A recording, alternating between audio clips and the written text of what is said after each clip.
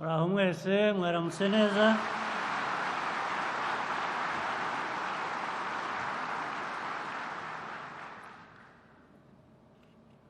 Ndishimye kuba twabonye umwanya twese uko turi hano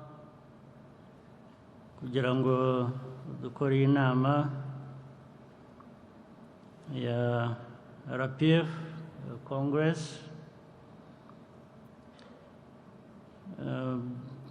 Inama rero nk'izi zibaye nyinshi kenshi, ndizera ko buri nama ibaye ifite ibyidufasha,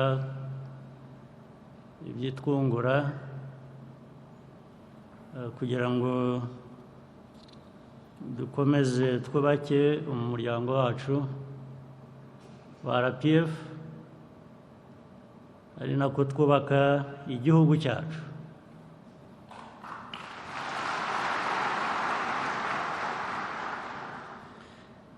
Inama uko nzumva rero yewe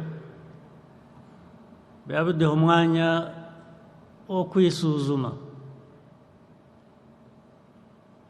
inshingano dufite, uko tuzuzuza, ibibazo bihari ari mu muryango, ari mu gihugu, ari ndetse ku isi hose, kuko duhura nabyo, uko tubyifatamo cyangwa uko twabyifatamo kugira ngo dukomeze dutere imbere. Nizere ko ibyo tuganira hano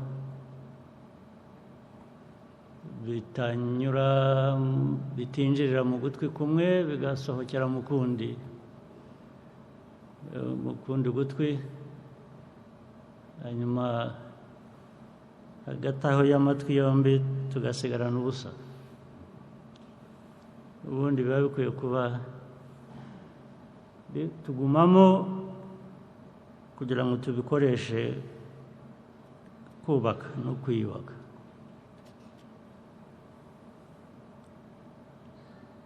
Uyu mwanya ndagira ngo nanone tube twawukoresha dutya: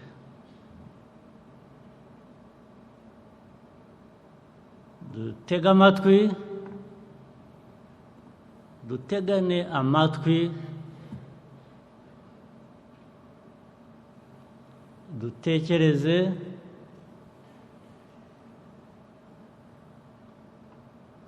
tuvuge ibituri ku mutima cyangwa uko twumva ibintu. Buri wese atanga ibitekerezo bye uko abyumva, ndetse abantu babaza ibibazo bumva bikwiye gusubizwa, wenda badasobanukiwe, bijyane ubundi n'umuco dukwiye kuba dufite. Wenda bamwe buzuza, abandi ukabananira, ukabagora uwo muco. Ubundi muri RPF cyangwa ibindi byose dukwiriye kuba dukora mu kubaka igihugu cyacu,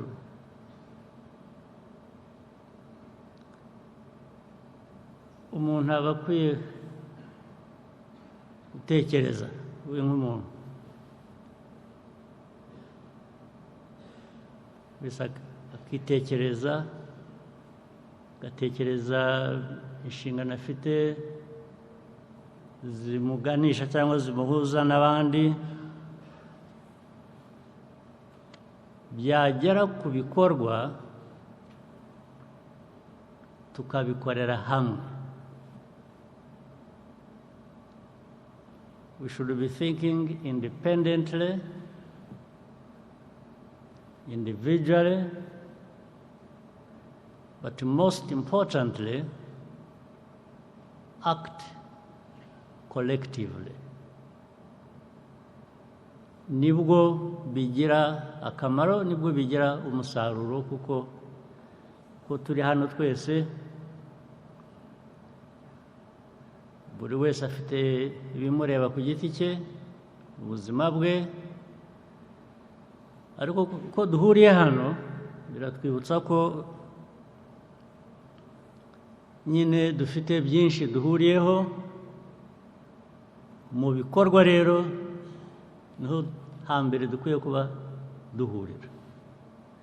Ntibibujije abantu no gutekereza hamwe, ariko muri bya bikorwa niho bigaragarira, niho bizira, ariko bitabujije umuntu gutekereza ku giti cye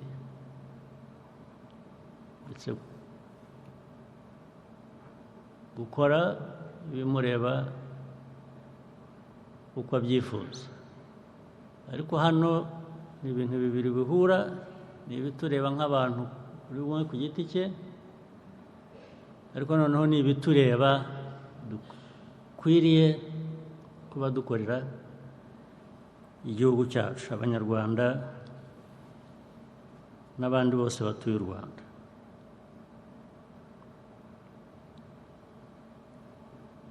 Ibyo reka mbe mbishyize uruhande gato.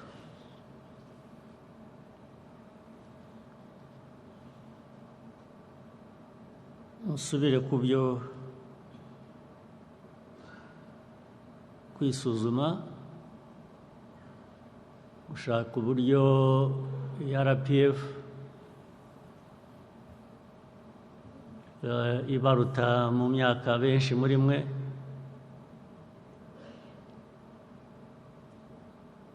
iyi RPF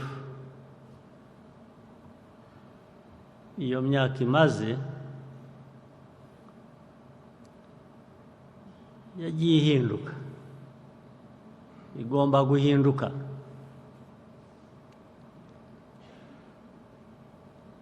Igahinduka buri gihe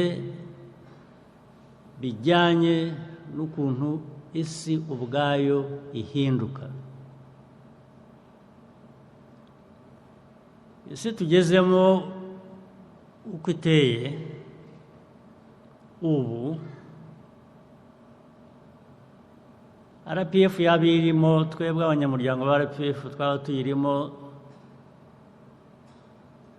tuyibamo nk'uko twayibayemo imyaka 30 ishize,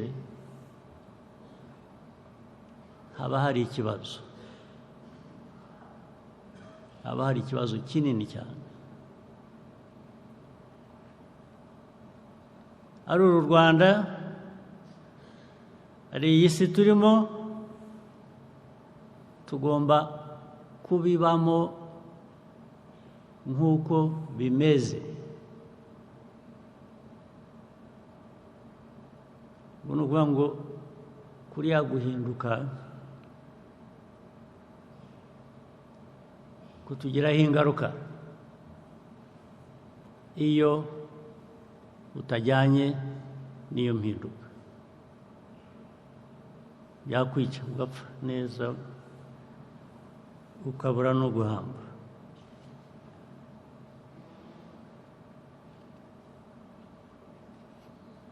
Ariko uko n'ibintu bihinduka kandi bigomba guhinduka buri gihe, ntabwo bihinduka byose, hari ikidahinduka.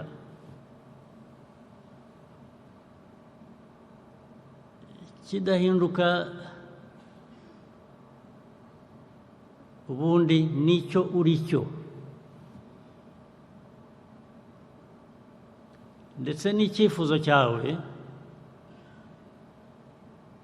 cy'uko ukwiriye kuba ubaho cyangwa wumva ibintu bijyanye n'iyo mpinduka.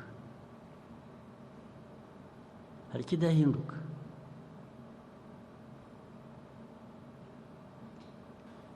Niba mu mibereho no mu miyoborere nka RPF turi hano y'iki gihugu, igihugu cyacu ko nacyo cyagiye gihinduka. Niba twaravuze ngo hari ikintu kimwe cy'inshingano dufite, politiki, imiyoborere bizima ni ibihe? Reka mvuge nko mu miyoborere, mu bintu bizima dukwiye kuba dukora, kugira ngo biri no mu mateka yacu no mu mvugo yacu no mu ngiro twifuza. RPF yaravuze ngo tugomba kurwanya ruswa.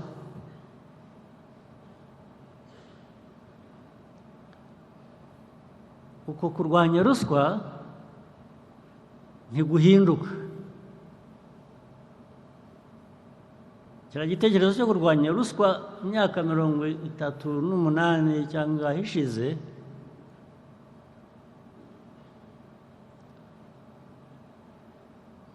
ntabwo cyahinduka ngo tuvuge ngo noneho ntitugiye kuyirwanya kubera ko twagiye mu gihe cyemera ruswa. Sinzi icyo gihe cyari cyo.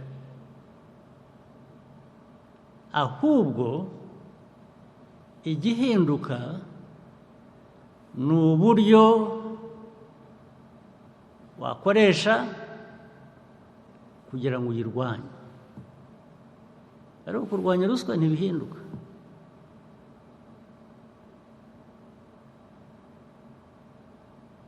The methods you use to fight corruption, depending on the circumstances and the changes that have happened,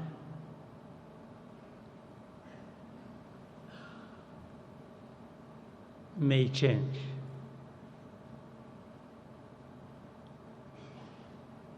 But the idea to fight corruption does not change.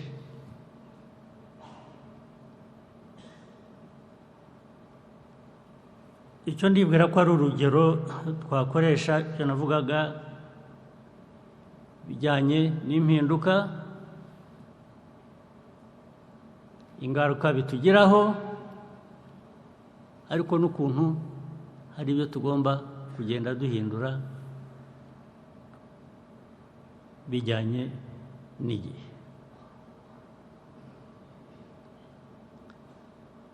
RPF rero n'abakadere bayo natwe twese abayobozi ku nzego zitandukanye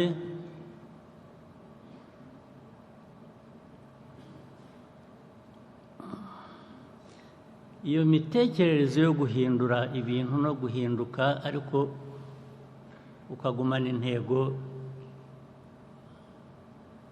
nyazo ufite, hari ubwo tutabyumva neza cyangwa tutabyumva kimwe, ariko nanone iteka hari uburyo mu muryango nk'uyu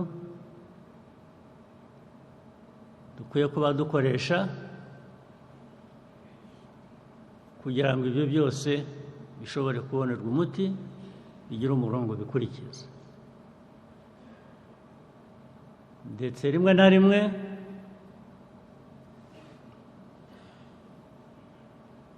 niyo mpamvu buri gihe imyaka 5, 10, 20 hagenda haboneka abo bigora kujyana n'ihame rya RPF rituyobora, irimo ibindi bice, bakagenda batakara mu nzira.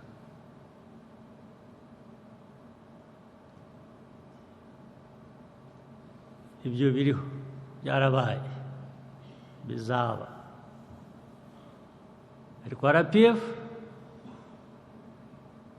igomba gukomeza gutera nk'uko ikwiriye kubitera muri iriya si igenda ihinduka, kandi RPF nayo igenda ihinduka uko bikwiye. Hari abato bari hano benshi, bari nabo benshi cyane sinzi, ariko ni benshi.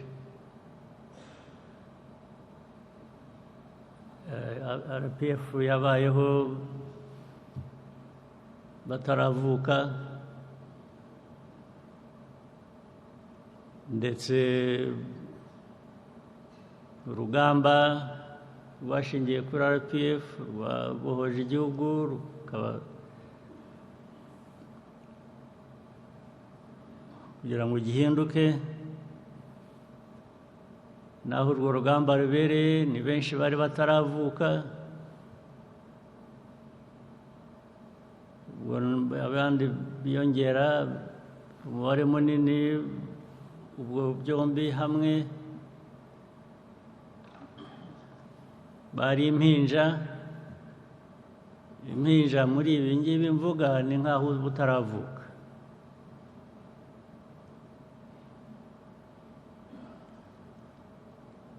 Ariko iyo abo bataravuka nabo bari impinja, ubu aho bageze bari hano, ni abayobozi mu rwego rumwe cyangwa urundi, niyo badafite inshingano runaka mu nzego izi n'izi, gushaka kuba umuyobozi unihereho wiyobore, wishakishemo icyaguha aho ukwiriye kubugana igihe icyo ari cyo cyose.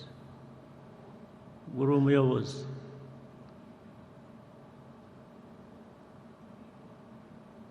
iyo urwo rubyiruko rugenda rukura,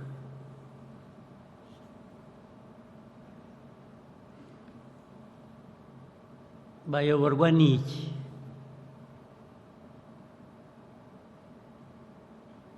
Bareba he? Bashakisha he ikibafasha kumenya aho bagana? Bareba he handi hatari kuri twe abakuru?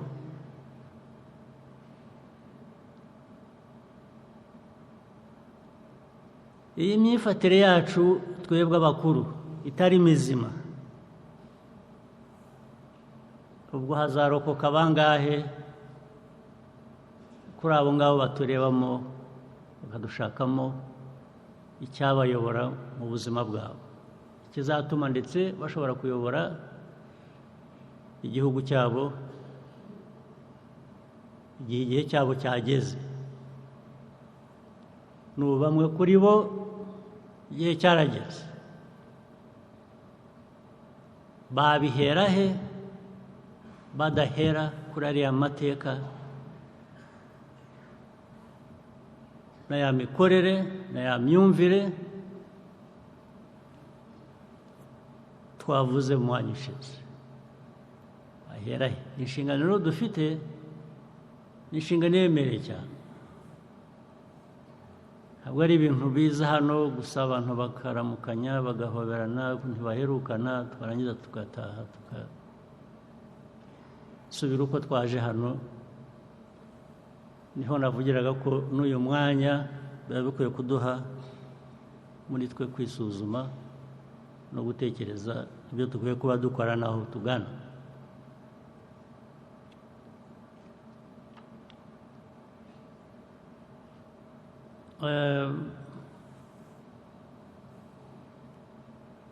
Hari ibihe bigezweho, ibyo mubona hirya no hino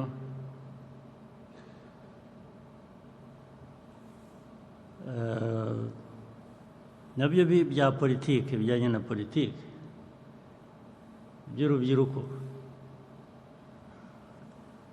rusigaye duhaguruka rukagira ibyo rusaba. uzi ko ari ibyo ariko bikwiriye kugira ibyo basaba.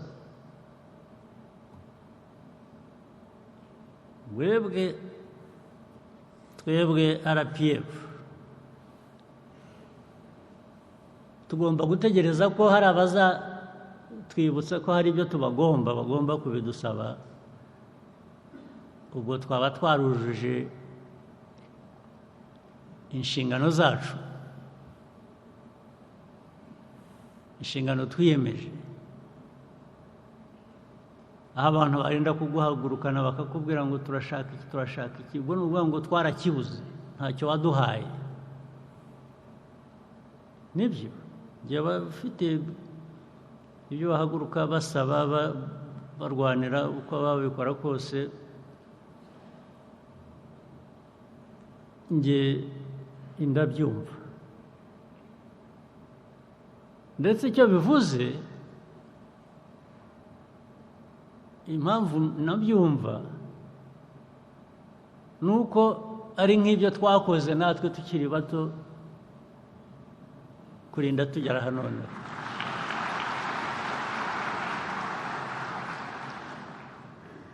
urugamba rwa RPF, amateka ya RPF ni iki kiyagize. ni ukuvuga ngo hari ibyo ugomba kubimpa. abantu bakoresha wenda uburyo butandukanye, ariko ni bimwe. kumpa uburenganzira bwanjye, ibyo ntabwo ari byo ngomba kugusaba nkapfukama. hapana, tagombana kabisa, tapigana. Can't beg anybody.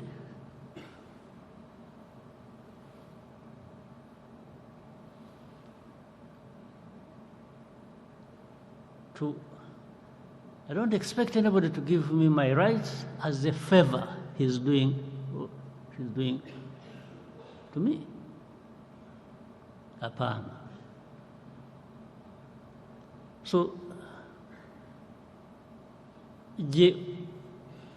hano mu Rwanda bibaye bikurikiye rwose hakagira uvuga ati there is something, hari ibintu watugomba gutaduhaye, njye nabyumva kuko nanjye niho nahereye, namwe mwese niho mwahereye.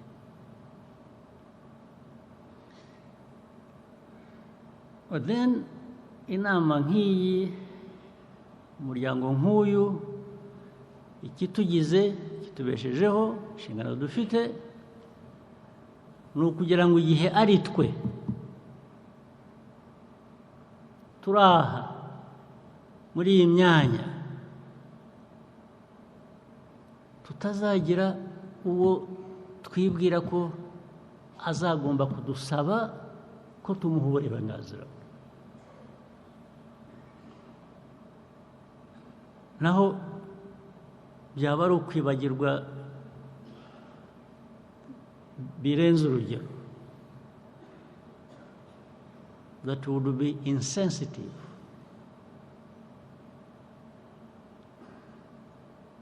The right you demand is the right everybody has a right to demand. ukuvuga ngo mu mikorere yacu tugomba gukora ku buryo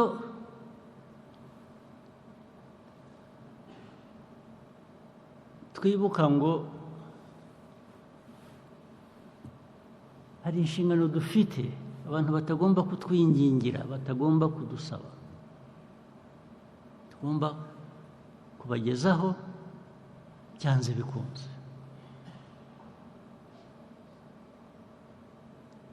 aha rero niho nshaka kuzira ku kindi kibazo.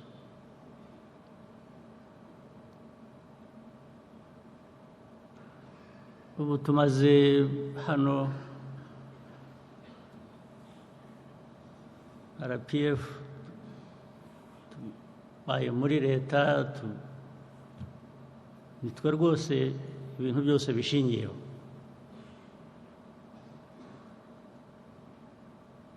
Imyaka ibaye myinshi.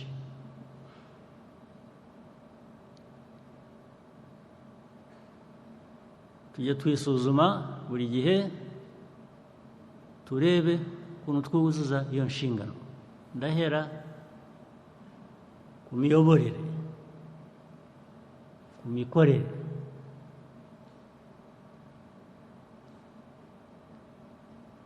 muhere ku nzego aho uhera hose. Washaka uhere ku nzego zo hejuru, ushaka uhere ku nzego zo hasi. Ikigenda kigaragara kuva ku nzego zo hejuru ujya ku zo hasi cyangwa kuva hasi ujya ku zo hejuru ni iki? Mukwiye kuba mukizi, mukibona, muzi ngo aha ngaha hari ibitagenda neza, bigaragara ko bishyirwa mu buryo, ku buryo bwihuse.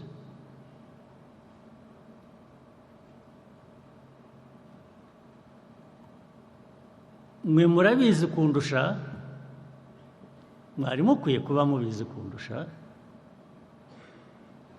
mugenda hirya no hino kundusha, muhura n'inzego zitandukanye, iyo mushaka za serivisi n'ibindi, murandusha kubibona, kubyumva, kubimenya ndetse n'ingaruka bibageraho.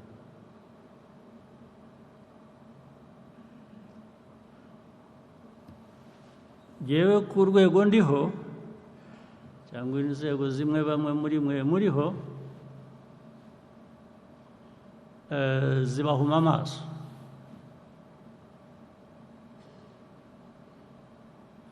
Ubuge iyo nsitaye abantu barahurura bakundamira ngo ntagwa hasi, nakorora bakiruka bajya kunshakira umuti, ubwo ni ukuntetesha, ariko nizere ko atari ugushaka kumpuma amaso.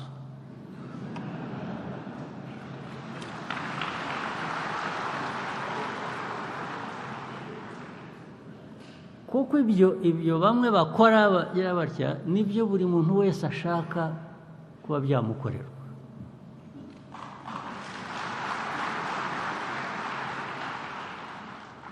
Niba akeneye umuti rero akwiye kuba awubona. Niba akeneye transport kuva kujya hariya aba akwiye kuba abibona.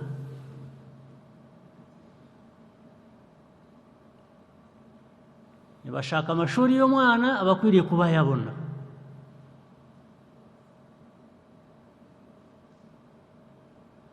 Byinshi bimeze gutyo. Ibyo tubibaza nde? Tubibaza nde batari mwe, ndetse kugira ngo bitazarinda kuvamo ko hari abababaza ku ngufu.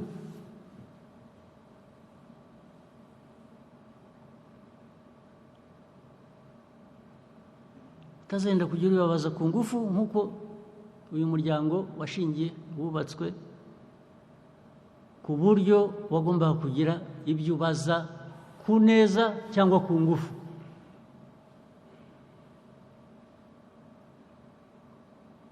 Buri muntu wese afite uburenganzira, utabimuhaye ku neza ukwiye kubikubaza ku ngufu.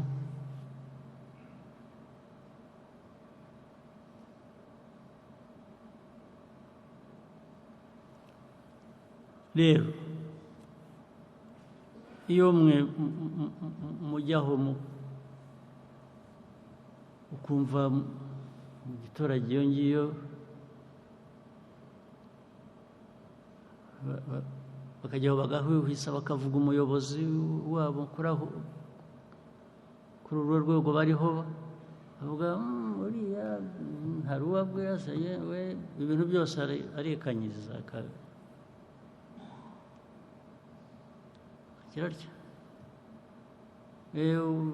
ugana hariya wajya gusaba serivisi cya mbere ntibakwitayeho asanga umuntu umukobwa umuhungu yicaye aho ngaho yibereye kuri telefone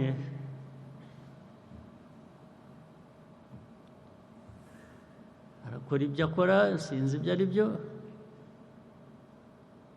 kwicaraho ukamusaba serivisi akaba yanagutuka rwose nubwo yicaraho tegereza cyangwa wagomba kubiguha ntahari genda ibyo nibyo mpimbye murabizi cyangwa ntabwo mubizi murabizi cyangwa ntabwo mubizi birinda kubaho kubera iki byabaho kubera iki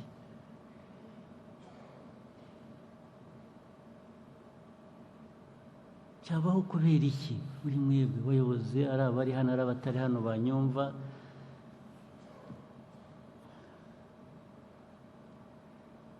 ndetse abo baturage mugira mutyo rwose wampa kubera ko wampa ngo bishyire hamwe baze bagukubite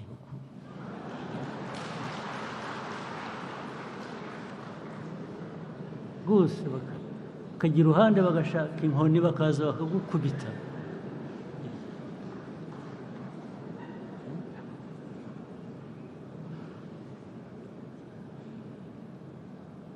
aho bijya kubera bibi rero ubwo nubwo nifuza ntyo uzi ko bidakunda iyo umuco mu buyobozi umaze kugera ku rwego ari mubi ba bantu mvuga ngo bakwiye gushaka inkoni bakagukubita basa n'abumiwe barekeye iyo baragowe baragowe babivaho ndetse bazi ko bigomba kuba gutyo ko abantu bagomba kubaho batyo abantu barinda kumera gutyo muri hehe abantu barinda kumirwa bakirirwa biruka inyuma yanyu mwebwe mu bayobozi kubera iki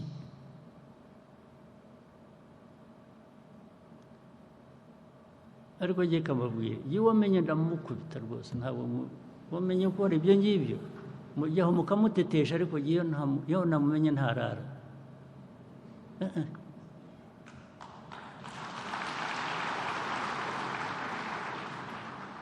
ngabo ba meya uheruka ejo bundi ninde ni Kayonza ni aba Kayonza ni bande hano ni Kayonza ni habaye iki local government minister ari hano yes habaye iki muri Kayonza ubwo rega nabwo ndavuga urugero rumwe mu ngero igihumbi nazibaha ariko reka duhere kuri urwo ngo Your Excellency muri Kayonza habaye ikibazo cy'ubuyobozi butita ku baturage kutamenya ibibazo bafite ariko no kudakorana kutumvikana hagati y'abayobozi bituma rero bapfiki hagati yabo icyo batumvikanaho ni iki nuko nibyo bagabana baba bibye ni iki ni abayobozi batavugana navuga ko ari imico mibi yo kudakorana bigatuma n'ibyo bashinzwe gukurikirana mu kwita ku bibazo by'abaturage nabyo bidindira abaturage bakabura uwo batabaza kandi abayobozi bahari nyuma byaje kugenda gute cyavuyemo nuko abaturage kubera kuburira icyizere abo bayobozi bageze aho bitabaza abahisi n'abagenzi by'umwihariko ku bibazo by'amapfa yari yatewe n'izuba ryinshi. Izuba se uwo muyobozi yari gutanga izuba ntabwo ari byo ndavuga yakoraga byaje kubaviramo uko byaje kuba n'iki.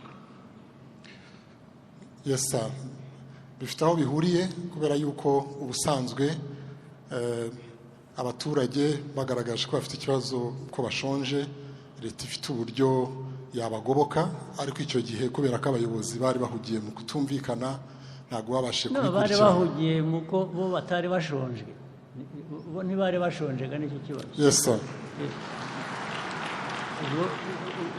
Ntibumva babaganyira bashonje,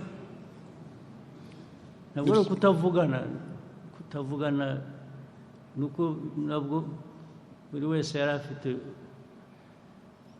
ibyo akora bimuha ibyo abandi badafite. Hanyuma uko byagenze rero nuko abayobozi babishinzwe babonye ko abayobozi badakwiye gukomeza kuyobora akarere babakuraho. Byamaze igihe kingana iki? Your Excellency, byamaze igihe kinini kuko baganirijwe inshuro nyinshi n'inzego zitandukanye, ariko gufata umwanzuro nyirizina wo kubakuraho ugeranije n'ibibazo byari bihari byaratinze. Yes, bitinda kubera iki mwebwe mwicaye aha ngaha ku muhanda? Ari abari muri minisiteri bashinzwe, ari abandi babibona, ari ku zindi nzego, birinda gutinda bikagira ubwo bigeze abantu hariya kubera iki? Ntabwo ari ikibazo, ntabwo ari we nkibaza gusa, ndakibaza aba bantu bari hano bose ku nzego zabo, buri wese ku rwego. Icyo mbibabariza mwese ni uko ibi bivuzwe n'ubwo bivugwa i Kayonza biri n'ahandi hose bimeze gutyo. Biba mubireba mukabyihorera, nibyo binavugaga, kubera ko abayobozi bo baba badashonje, bo ntacyo babuze, ntabwo bita ku bandi bakeneye bo ibyo bashaka abo ngabo.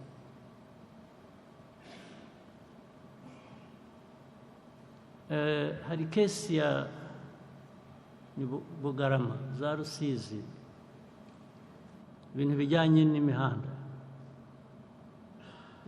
babicariho umwana wa infrastructure. Yes, mumbwire kiriya kibazo cy'umuhanda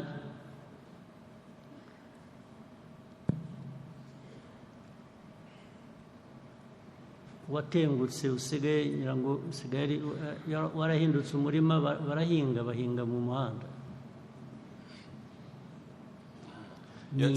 Byarinze bigera hariya kubera iki? Icyo kintu icyo kibazo cy'umuhanda nyirango nakivuze hari ubundi igeze kujya ni 2017 ni ibintu mperuka kera, ariko umuhanda warasibye. Ejo bundi abantu barinda umutekano nibo babimbwiye rwose, badafite ahantu banyura, badafite uko bagenda. Ikibazo cyagenze gite minisitiri? Mu by'ukuri Your Excellency, twavuga ko habayeho uburangare ku rwego rwacu nka ministry mu guhitamo ibishyirwa imbere mu ikorwa ry'imihanda, kuko hari imihanda myinshi yakozwe kuva byavugwa mwabisaba ndetse n'abaturage babisaba kuva imyaka yashize 2017, kuko mu by'ukuri uriya muhanda warangije ubuzima bwawo wari wagenewe muri 2017. Kuva icyo gihe umuhanda wari ukeneye guhita usanwa. Ni umuhanda w'ingenzi uhuza igihugu cyacu n'ibihugu duturanye, ndetse ukanafasha inganda ziri hariya. Habaye iki rero? Byagenze gute? icyabayeho ni ukudashyira ku murongo neza priority uburyo ninde ubikora ni twebwe nka minisiteri y'ibikorwa remezo twagombye kuba twarabikoze. erega natwe ibyo tubifitemo uruhare ariko nta n'ubitubwira. Priority mwigendera priority gusa mushatse zigatandukana n'iz'igihugu muri rusange zikwiye. Ni amakosa twakoze kandi turayasabira imbabazi, ariko tuzagenda tubikosora. Uzi ko imyaka yose nicyo kiba igisubizo, nicyo abantu barangiriza, ni ukubisabira imbabazi, ejo bikazongera bigasabirwa imbabazi, ariko tukikomereza ibyo dukora. Ubu bwaba uburyo bwo gukorera igihugu cyanyu gute?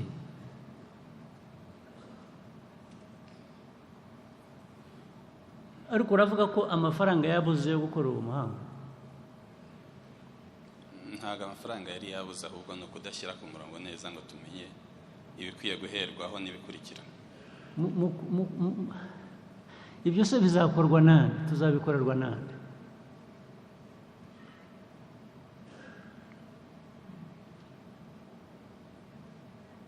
Niba minisiteri bishinzwe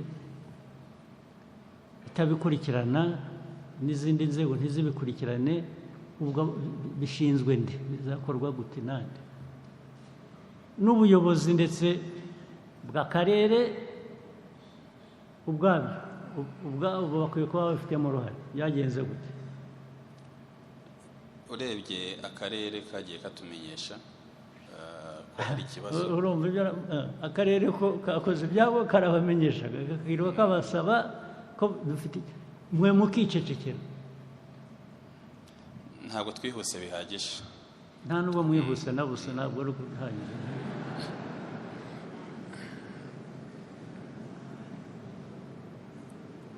Ariko se ibi bigenda bigaruka, imyaka ikaba 5, ikaba 10, ikaba 15, ikaba 20, muragira ngo abantu bagire bati? Nibyo navugaga, biriya ureba Genizi bajya ku muhanda, ni Genizi harya niko babyita, bagatera amabuye bakoze babampa ngo bankubitire, babirukanse ku manywa y'ihangwe. Nge nzi ko bazambabarira, ntabwo bazapfa nanjye.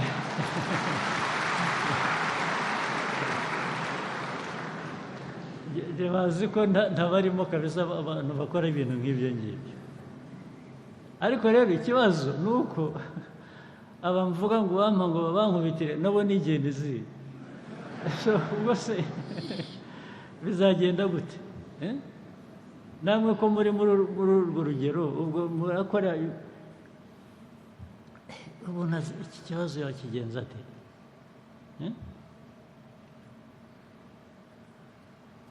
Ibintu byahoraho imyaka igashira, indi ikaza, muri aho mukabisabira imbabazi gusa.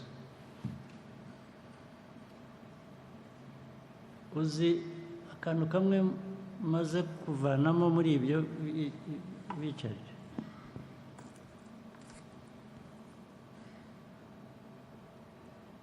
biriya avugaga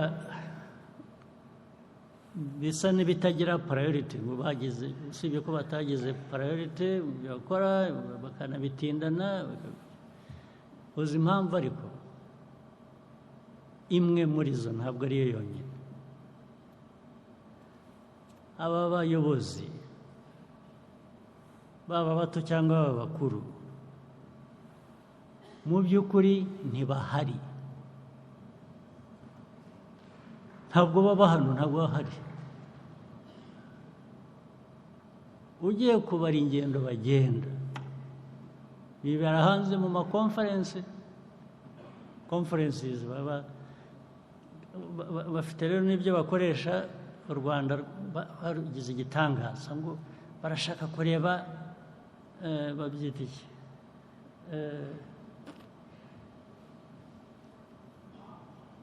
best practice.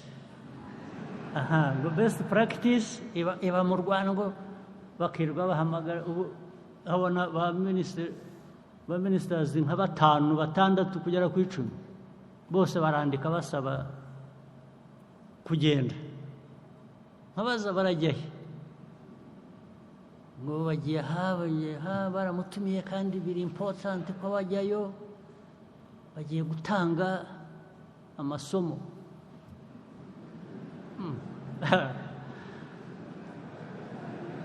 amasomo ujya gutanga se wowe yakumariye iki wabanje ukareba ayo masomo ugiye gutanga wowe icyo akumariye icyo navanye mu prime minister ubu minisita kuzongera guhaguruka hano akavuga ngo aragiye muzajya mubanza munsobanurire icyo agiye kuzana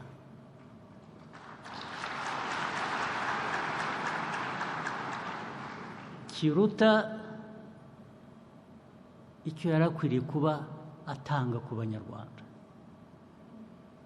kuba ari hano ariko iri genda ryandambiye Prime Minister undebe unyumve ngo ryandambiye murabyumva n'aba ba ministers bamwe bari hano mu nyumve iri genda ryabo ryandambiye muzaye mubanza musobanurire neza si ukubisobanura neza gusa muzajya munabisobanura mu gihe tubanze twumvikane icyo turi butakaze umuyobozi natagenda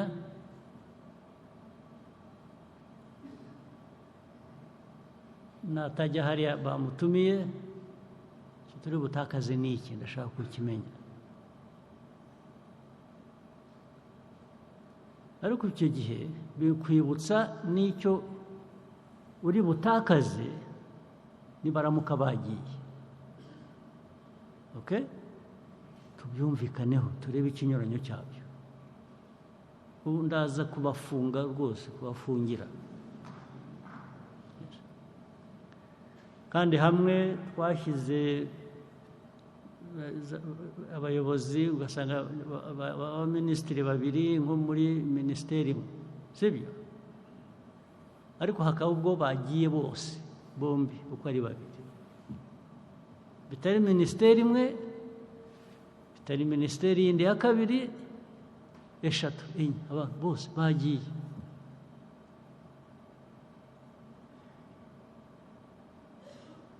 kandi uko bagenda rero nabyo mubimenye ubu si isigaye ubundi iri connected ariko iyo bagiye ntumubona naho mushakiye yagiye ntumubona ukabaza ariko se aho wagiye hataba telefone ni he bo mu mutwe kugenda no gukupa connection n'abagifitanye isano n'aho aturuka yagiye n'uwabariye ibyo Prime Minister biraza guhagarara byanze bikunze okay now hanyuma ibihe yahagaze gutyo dusigarane cya kibazo cyo kutamenya priorities hano ariko muri hano ubwo nabyo tugikemure impamvu ministry idashobora kumenya priorities nabyo tuzabimenya nabyo tugomba kubimenya mu by'ukuri ubwo ni Prime Minister bizajya bigarukaho Minister ananirwa ate ese yarakubwiye byagenze gute Minister tugira ikibazo kuvuga ngo bananiwe gukora priorities kikaba igisubizo priorities ni zawe ziri personal umuhanda kanaka cyangwa igikorwa kanaka cyangwa hariya wananiwe guhitamo kugira priorities na cabinet twirirwamo buri gihe mu mezi tugira cabinet zingahe tutigeze ubishyira hano ngo uti mfite ibintu hano amikoro ntahagije ariko dufite ibintu bitugoye bingana bitya abantu bakagufasha kureba noneho priority ntabwo ziri personal ntabwo ari iz'umuntu ku giti cye ngo nuko ari umuyobozi runaka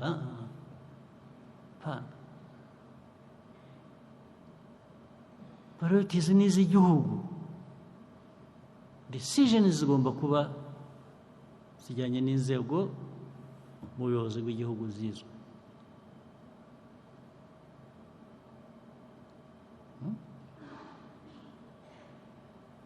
ibi byose ndabitinda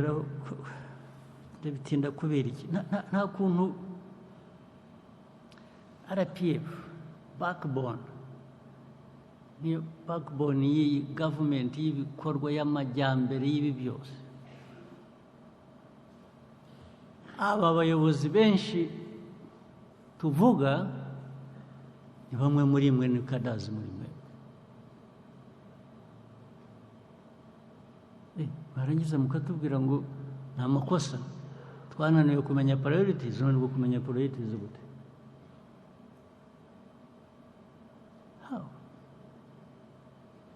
cyangwa abantu bajya hariya bakangiza amezi 6 agashira umwaka ugashira erega bamureba babizi nibyo nabazaga Minister wa Local Government biriya bya Kayonza byari bizwe byamaze igihe bizwe ubu mwaracecetse mwahisemo ba Kayonza n'abandi babizi babishinzwe mwahisemo kubiherekeza uko bimeze ngo abaturage bagere kuri uriya rwego murashaka ko bagera bati murashaka ko abaturage bagera bati cyangwa murumva inshingano za nyarizi ubwo se bijyanye na RPF n'amatwara yayo mashya niki amatwara mashya ya RPF niki cyangwa n'aya mbere n'ubundi mugomba kuba mwarabeshya gatari ko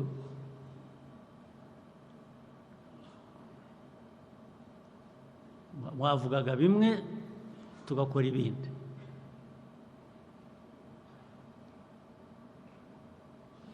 ibyo RPF bavuga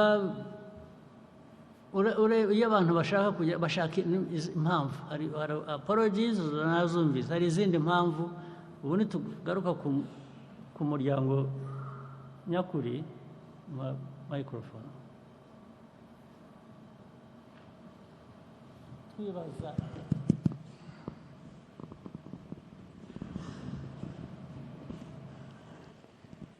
twibaza impamvu ibingibi bibaho ntibirangire n'iki abanyamuryango babizobereyemo barabura ngo rega ngo nta mashuri ngo akiriho ngo yigisha ubuki murashaka kwiga ibiki murashaka kwiga ibiki mwebwe mutazi abakada barapira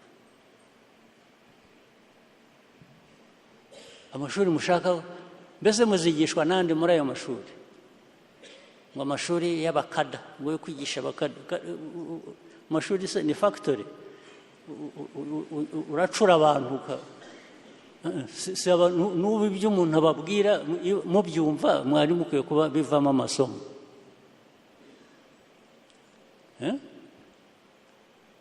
ko nshimye iby'amashuri atakiriho yigisha ubukada ntabwo ndabyumva ngewe muraza kubinsobanura kwigisha ubukada ni iki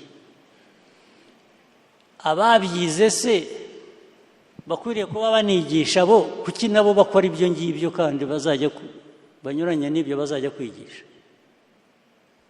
what is the explanation ibisobanuro ni ibihe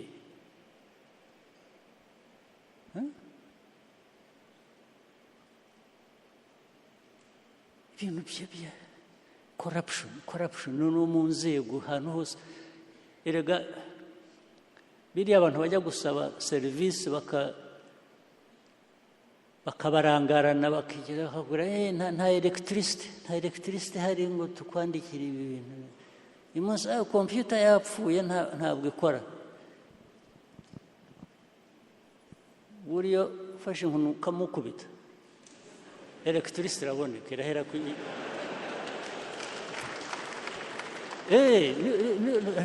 ndababwira buriya harimo ibindi bintu ni nko kukubwira ngo tekereza ariko nawe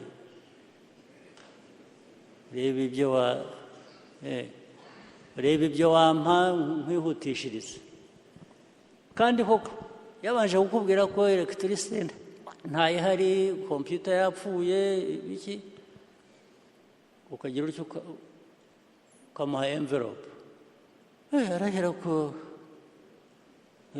electricity irahera ko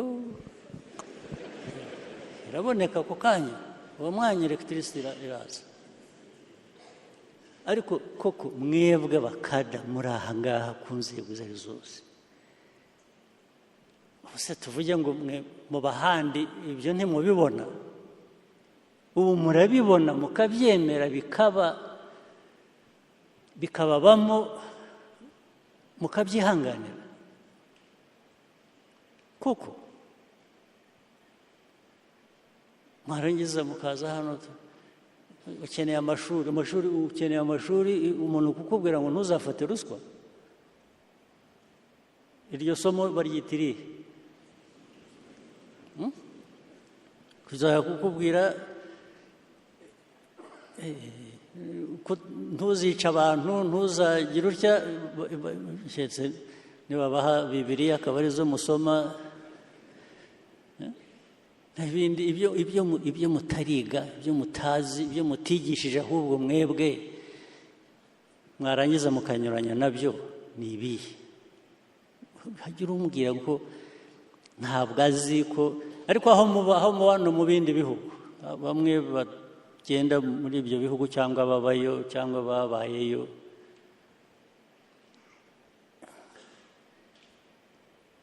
ibintu bikorwa bite ariko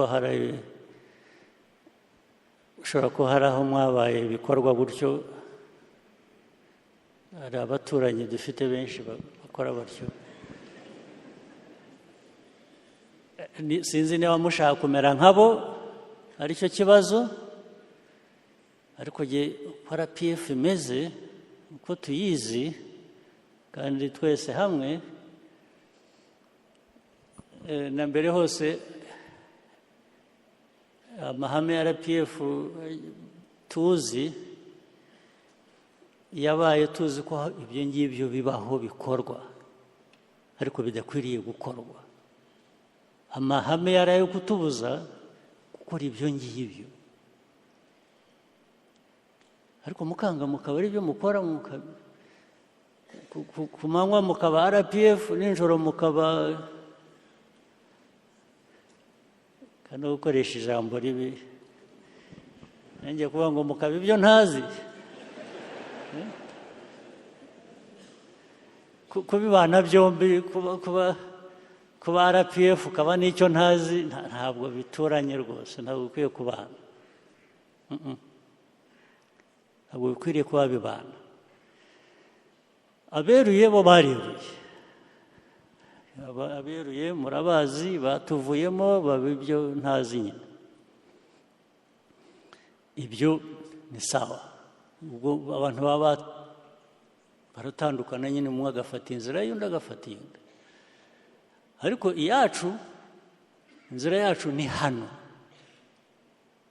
ni RPF ni RPF ifite ikivuze niba mushaka kubiba subiramo ngira ngo secretariat cyangwa izindi nzego zizabakorere bwa tapes bashyireho nk'uko twaririmbaga iyi ndirimbo babaririmbire amahame ya RPF mujye mukagendana mugashyire mu gutwi ugende wumva ibyo ngibyo urebe ko byajya bikwibutsa niba ari byo mukeneye ariko ibi bintu bihoraho bityo erega ubu turishimira ko hari byinshi bimaze kugerwaho ntabwo urebye imyaka 30 ishize ntabwo ntawavuga ngo ntareba ko hari ibyakozwe, ariko ibikwiye kuba byarakozwe iyo dukora neza, dukora ibintu bizima. Iyo biza kuba byikubye inshuro ebyiri uko tumeze ubu, mwari kubyanga, mwari kuvuga ngo aya aho twihuse cyane. N'ubu yambwira aba bantu mu kabineti, nkabwira aba minisitazi, baduhaye raporo y'ukuntu ubukungu bwakuze neza, uyu mwaka turi ku 8.9%. nkababwira ariko murabizi iyo bitaza kubamo ibyo bibazo bimwe bavuga ngo bananiwe gukora priority n'ibindi by'uburangare hirya no hino n'ibyo bindi, nkabaza minisitiri wa finance, ubu iyo tubona 10% twajyaga kubabara. So if you can get 10%, why do you settle for 8%? Kuko 8% irashimishije, iri hejuru ndetse ruta abandi hafi muri aka karere, ariko iyuza kubera ko ufite ubushobozi ubwifitemo wajyaga kubona na 10%. Wanze 10% uravuga ngo reka ngendere kuri 8%, ariko icyatumye utabona 10% ukabona 8 ni amakosa turimo dushobora kuba dukemura.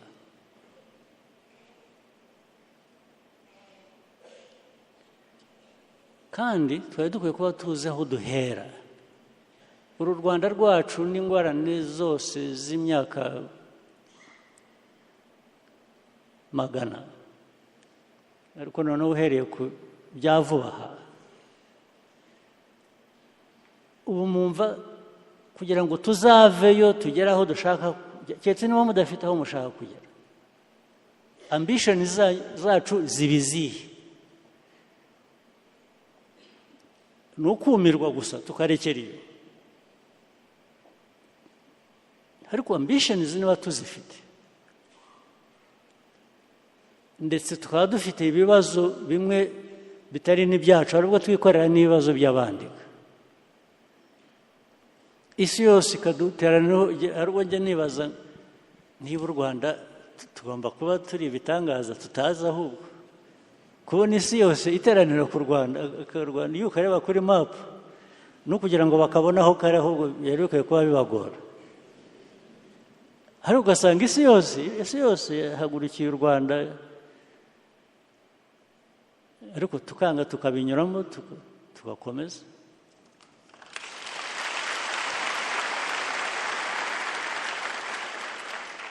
So kuba uteranirwaho n'ibibazo nk'ibyo, byaba iby'amahanga byaba ibyawe wifitiye, ntabwo waba the same person ukora ibintu kwigoronzora ubwira abantu ko wibagiwe ko wagize ngo unagize ngo kugira ngo ni iki? It is this or that, kugira ngo mukunze gukoresha mwebwe leaders ni iki? Kugira ngo ni iki? Ibi sigaho ibi ntabwo bikorwa. Mumbabarire nagize ngo, wagize ngo iki? Batize kugira ngo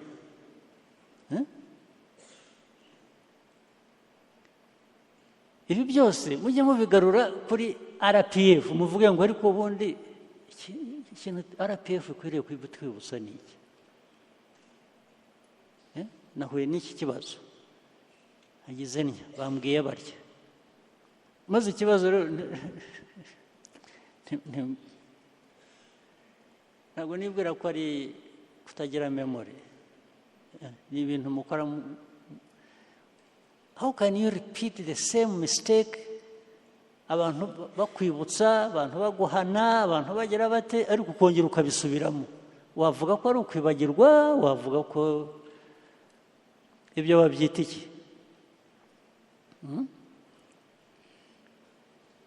ni umuco uhinduka umuco mubi gusa wo gukora ibintu ubishaka uzi icyo ushaka ahubwo wenda abandi batabona. Reka mpine nashaka kuvuga byinshi cyane birenze hano ariko reka mbihine turaza kubona undi mwanya wo kubigarukaho bimwe mu bindi biganiro ariko reka nsoreze kuri ibi ngibi. Icya mbere muri rusange nagira ngo mbashimire ibyo byinshi bikorwa bituma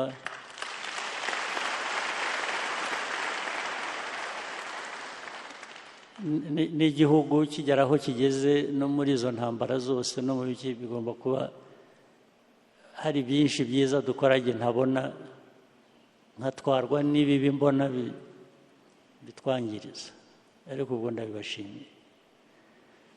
Mu nzego nshaka gushimira zindi inzego z'umutekano n'uburinzi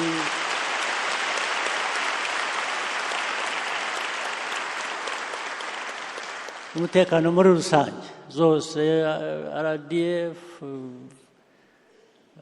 Rwanda National Police security rundi rwego abantu ibyo bakorera igihugu cyacu twese sinavuga ko mfite byinshi birenze ibyo bakora mbasaba barabyujuje.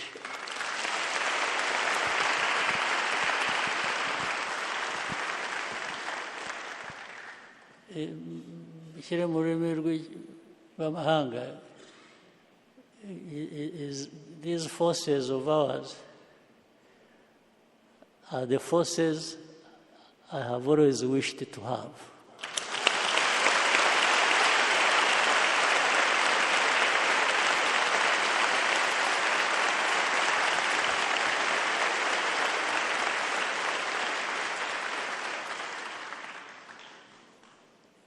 Ariko noneho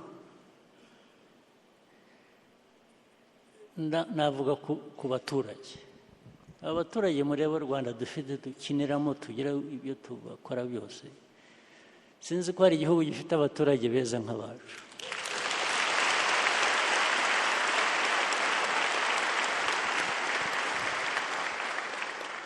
Impamvu ndayikubwira urebye aho tuvuye muri politike y'amacakubiri genocide ariko tukaba tugeze aho abaturage bari hamwe n'isi yose yirirwa ibashaka kongera kubasubizaho buriya ahantu hambere hananiye aba navugaga bo hanze bashaka kudusenya bashatse ukuntu bazana mu banyarwanda kongera kubatandukanya ngo bajye mu mwiryane abaturage barabananira.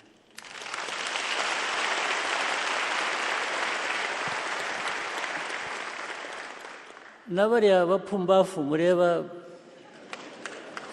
bahunze igihugu bagenda baba hanze buriya nibo babanje gukoresha bakiri hano kubanza babanje ba dividing RPF bityo batandukanya abanyarwanda kwabwira bakaza bakabogeza bariya bose mureba bari za Amerika bari South Africa bari hehe barazaga ariko kabisa mwangiriye neza kwanga hakaza ubuntu buvuye i Burayi bukaza bahisamo ukareba umuntu ngo ariko wowe ngo uzi ko buriya ukwiye kuba ari wowe perezida ngo buriya ngo kandi ngo wagize utya erega bikamujyamo ko ukwiye kuba perezida akabishaka ariko kubishaka si icyaha ariko hari inzira binyuramo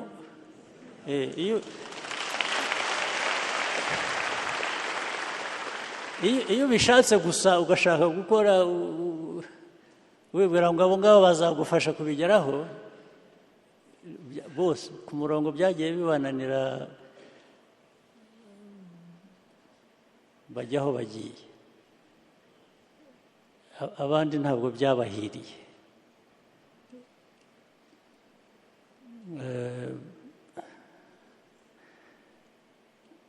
so abaturage ureba ubu bwa NGOs ubuntu birirwa bureba abantu birwira ko abaturage bakagenda bagashaka kubagira ababo ntibabagire ab'u Rwanda bakabagira ababo niyo mateka tuzi mu bintu hirya no hino ariko abaturage bacu baranze baba b'u Rwanda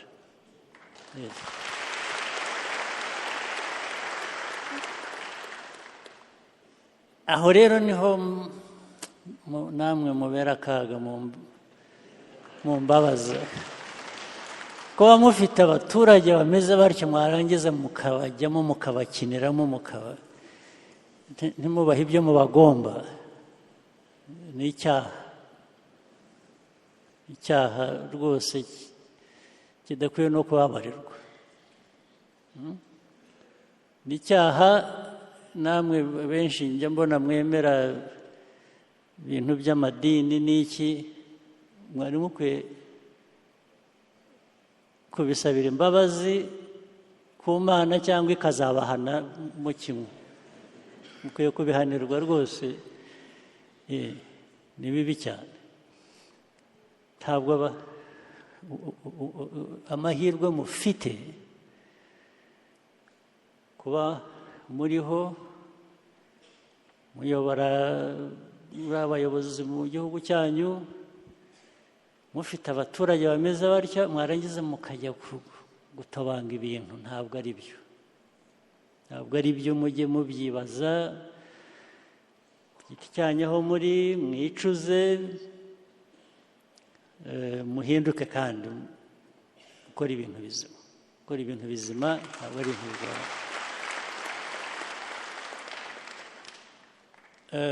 nagira ngo nanone nshimire kandi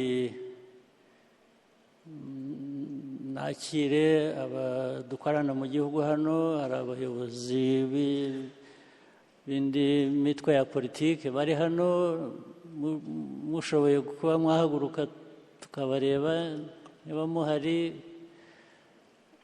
nagira ngo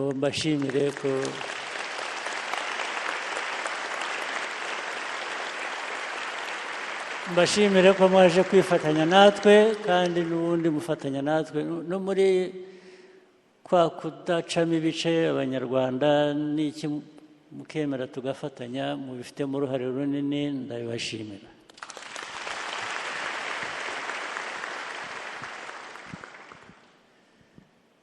nshaka gusorezaho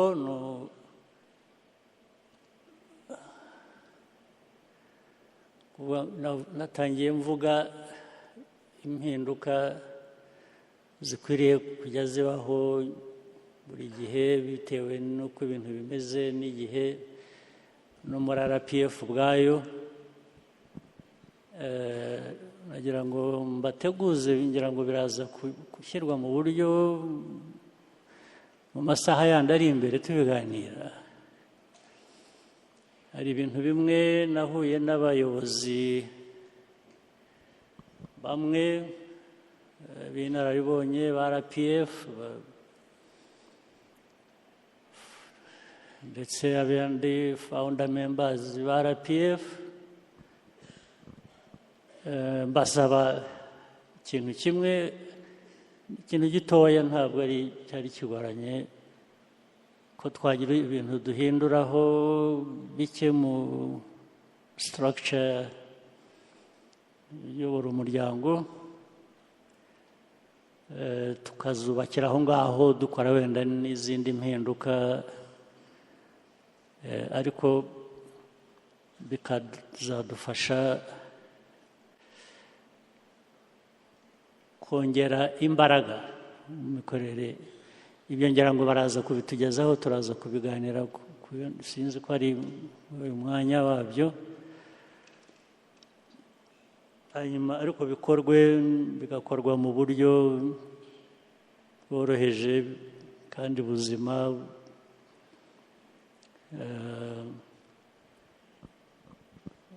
turaza kubigeraho. Hari icyo tutavuze nibagiwe, nari nzi ko ndi muganira nabo mu bihinduka no muri structure n'iki, nabwo dukwiye kuzashaka nko muri iyo gurupu nahuye nayo ya most senior cadres ba RPF, dukwiye kuzahitamo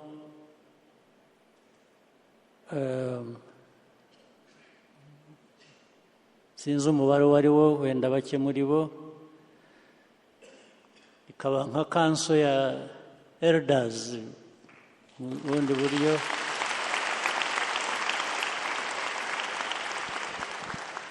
ikagira uruhande ikajya igira ukuntu ireba ikavuga atari ku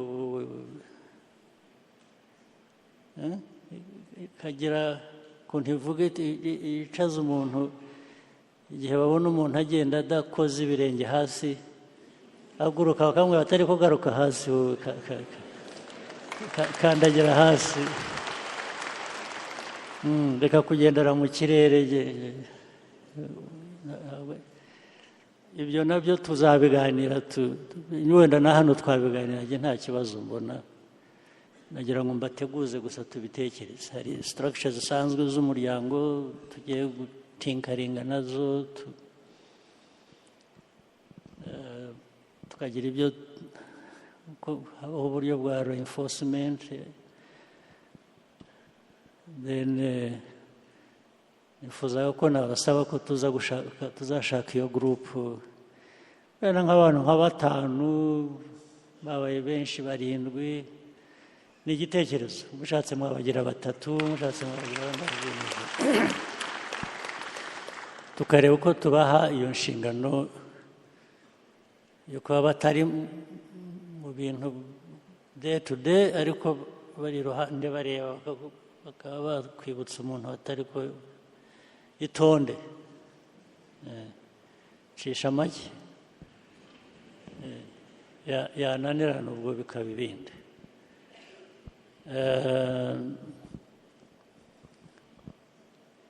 Icyo nashaka kwibagirwa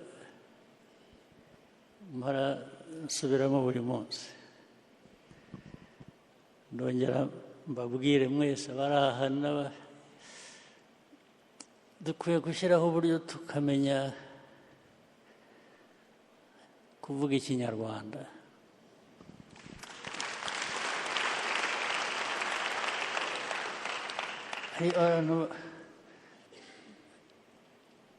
Kandi kuvuga Ikinyarwanda simvuga abatakizi koko, ndavuga abakwiriye kuba bakizi ariko bacyangiza.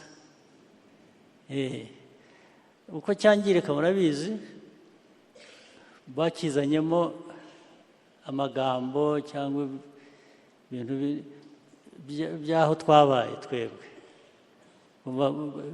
Ikinyarwanda bagihinduye gituruka mu majyaruguru cyangwa mu majyepfo hanze y'imipaka yacu. Urugero mbahe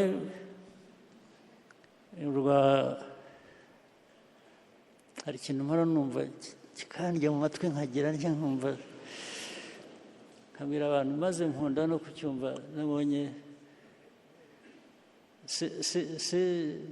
CDS ari hano,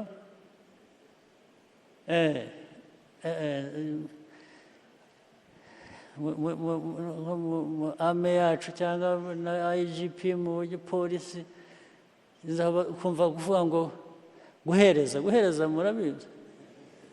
murabyumva ukuntu babikoresha, namuhereje, bikaba guha bakabihindura guhereza, nahaye umuntu iki, yampereje, ntabwo ari Ikinyarwanda. Bihagarare, ariko ndavuga nk'ubu ngubu aho tuvugira aha bihagarare.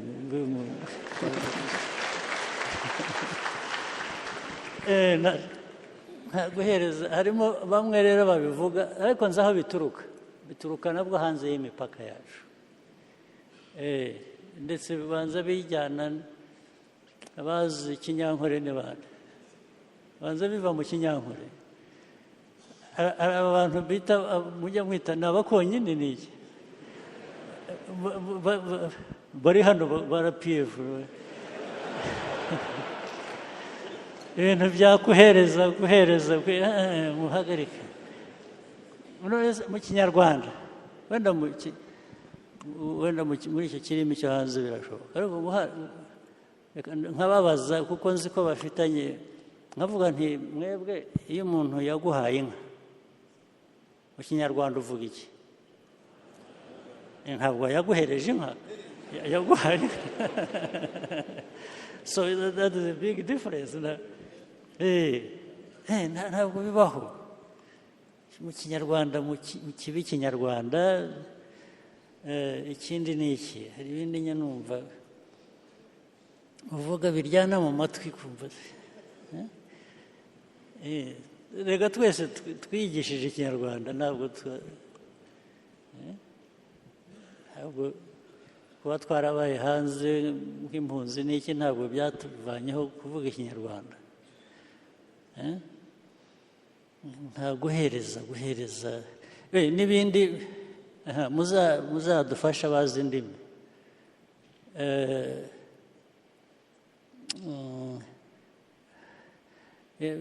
Nashoje ibintu byose bikaba gusoza nabyo tuzamenye kurangiza ikintu no kugisoza bikoreshwa ryari cyangwa ryari, ariko ibintu byose byabaye gusoza washoje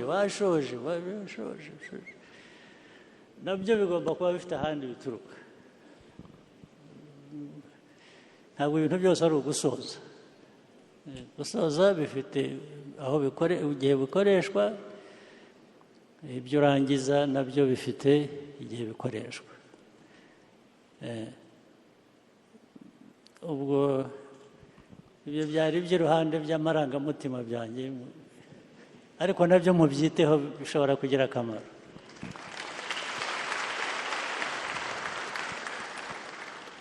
Ngira ngo rero reka mpinire aha ngaha mbashimira ibindi bigiye gukurikira,